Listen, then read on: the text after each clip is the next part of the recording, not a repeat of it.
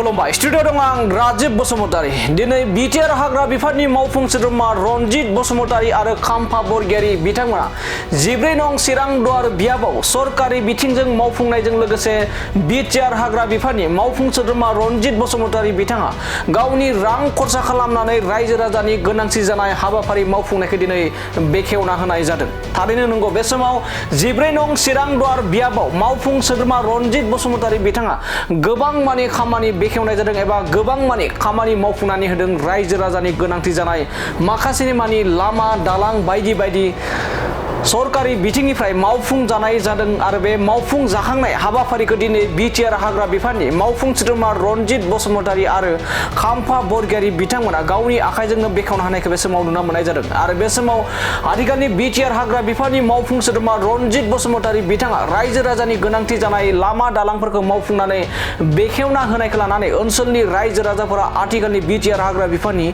मावफुं सोद्रोमा रनजित बसुमतारी बिथांखौ गोजोननाय फोरमायो लोगोसे फैबाय थानाय समाव आथिखालनि प्रमोद बर'नि दैदेननाय इउपिपिएल राजखान्थि दोलोखौनो एबा राजखान्थि दोलोनो भट होनानै देरहासार खालामगोन होननानै ओनसोलनि रायजो राजाफ्रा जोंनि खौरांनि गेजेरजों रोखा फोरमायनायखौ बे समाव नुनो मोननाय जादों। दानिया फैदो बिदिब्ला बिटिआर हाग्रा बिफाननि मावफुं सोद्रोमा रनजित बसुमतारी बिथाङा रायजो राजानि गोबां गोनांथिथार जानाय माखासे माने लामा दालां बेखेवना होनायनि सायाव ओनसोलनि रायजो राजाफ्रा माबायदि फोरमायदों जों बिथांमोननिफ्राय आबुङै मिथिना लादोनि माथावरि रिपेयारिंनि थाखाय एम सारा जा एसे हरदों बेखौ अपेनिं खालामनाय जाबाय। बे अपेनिंनि थाखायनो दिनै गथाय बासबारि रायजोनि बे दैजोंनो आबादारि मावना जाग्रा बिथांमोनखौ लानानै दिनैहाय बे बान्दोखौ अपेनिं खालामनाय जाबाय। मा जेंना जायोमोन सिगाङाव? माबायदि जेंना जायोमोन? सिगाङाव जेंनाया बानाबा गासिबो लोमजोबलाङो, बाहाय बायनो हाया जायो, थेनो हाया जायो। बै गेजेरावबो बायनानै थेनायाव एम सारानो गावनो ट्रेक्टर हरनानै खोदों आरो दा बेखौबो गासिबो रिपेयारिं खालामनायनि थाखाय फैसा एसे हरनानै खोनायलाय बेखौ दिनैनो अपेनिं खालामनाय जाबाय। दा सुबिदाया जोंना बासबारिया ओरैबायदि सुबिदा जादों बेखौ होजोबनानै माने दैनि आंखाल गैया, दैयाबो थिग हिसाबनि जादों आरो जोङो बाराबा बे गेटखौ हगार हरो बेनिखायनो जोंनाव दैया दा अभाब जाया। बेखिनिखौ बुंनानै थाथ'बाय।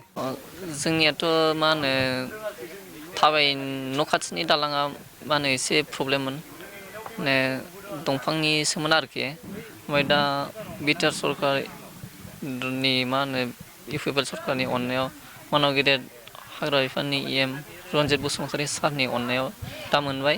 बेखौनो दा दिनैहाय सार एम रनजित बसुमतारी सारानो फैनानै दुवार मुखुलि खालामफैदों। सारमोननिसिम आरो इउपिपिएल सरकारनिसिम जोंनिनो मा होनो इउपिपिएल सरकारनि आफादगिरि मानगदेब प्रमद बर' सारनिसिम रोजा रोजा साबायखर थाबाय।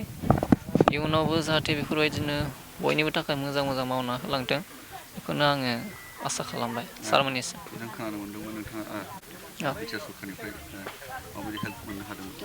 बिटिआर सरकारनिफ्रायथ' आङो हाजासे रोजा रोजा अननायखौ मोनबाय होननानै बुंजायो सिगांनिफ्रायनो।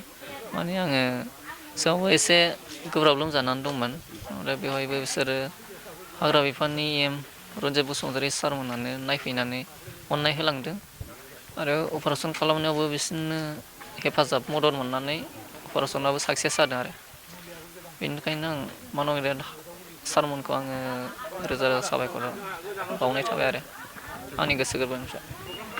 दे।